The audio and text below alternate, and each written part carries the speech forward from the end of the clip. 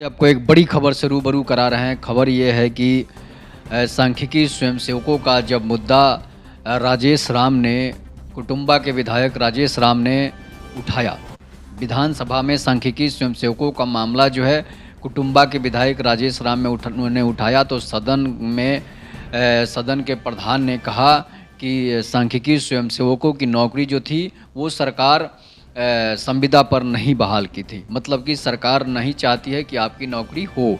लेकिन आपको बताते चले कि जब आपने सुप्रीम कोर्ट हाई कोर्ट में केस किया था, उसके बाद आपको बताते चले कि सरकार जो है केस करने के बाद हाई कोर्ट ने जो निर्णय दिया था वो भी सरकार के अधीन ही था। लेकिन आपको बताते चले कि आपकी नौकरी होगी, उसके पीछे भी एक लॉजिक है। जब सीएम जीतन राम मांझी थे, उस समय आपका फाइल जो है जीतन राम मांझी के ऑफिस तक पहुंच चुका था। मतलब योजना एवं विकास विभाग के ऑफिस तक फाइल जो है आपका पहुंच चुका था। सभी प्रखंडों से जो बायोडाटा मांगा गया था, डाटा, उसके बाद सभी प्रखंड के जितने भी डाटा मांगने के बाद उसको डाटा को सेंड किया गया था।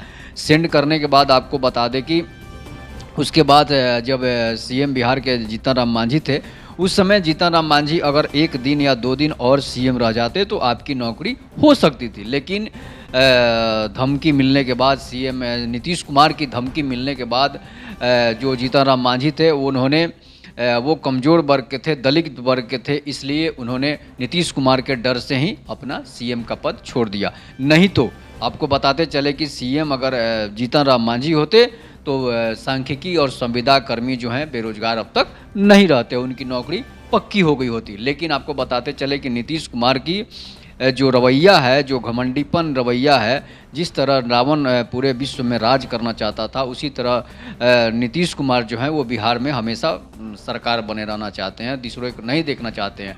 अगर आपको जीतन राम मांझी पर विश्वास था तो फिर आपने जीतन राम मांझी को क्यों हटाया? इसके बाद आपको बताते चले कि नीतीश कुमार के चलते जीतन राम मांझी तो हट गए, लेकिन फाइल जो है आपकी जो आपकी डाटा गई थी ब्लॉक से, तो वो डाटा अभी हटाई नहीं गई है। इसलिए आपको बताते चले कि जब भी संविदा कर्मियों की बात आती है तो उसमें सांख्यिकी स्वयंसेवकों का भी मुद्दा रहता है, उसमें सांख्यिकी स्वयंसेवकों का नाम रहता है कि अगर इसकी बहाली नियमित होगी, इसकी बहाली में ये सुविधाएं मिलेगी, इसकी बहाली में इतने छुट्टियां मिलेगी, इतने पेमेंट मिलेंगे। उसमें आप देखिए कि डाटा एंट्री ऑपरेटर, सेविका, सहायिका, आशा, ममता, इसके बाद आपको बताते चले कि कंप्यूटर ऑपरेटर और भी बहुत सारे जैसे स्वास्थ्य के क्षेत्र से भी हैं, बहुत सारे ऐसे क्षेत्र से हैं, उसमें सांख्यिकी स्वयंसेवकों का भी नाम शामिल है। इसका मतलब है सरकार जो है आपको अपने लिस्ट में रखी हुई है, आपकी नौकरी होगी। आपको बताते चले कि जब मैंने जो बताया है कि 5 मई से जो है 5 मई तक आपकी नौकरी होगी, तो समझिए कि होगी। तो आप निश्चिंत रहिए, आपकी नौकरी होगी। और 5 मई के बाद ही देखना है कि कब नौकरी सरकार देती है। 5 मई को फाइनल डेट हो सकता है कि आपको नौकरी मिल जाए, आपको नियुक्ति पत्र मिले। इसलिए आपको घबराना नहीं है, आपको लड़ना है। तो आप लड़ने के लिए तैयार रहिए, तो आपको नौकरी मिल सकती है। तो 5 मई का इंतज़ार कीजिए, सरकार जो है वे आपको नौकरी करेगी। अगर 5 मई को नहीं भी करती है तो सरकार समझिए कि 2024 के चुनाव से पहले आपकी नौकरी निश्चित करेगी। ये मैं गारंटी और वादा के साथ कहता हूँ, विश्वास के साथ कहता हूँ कि आपकी नौकरी होगी।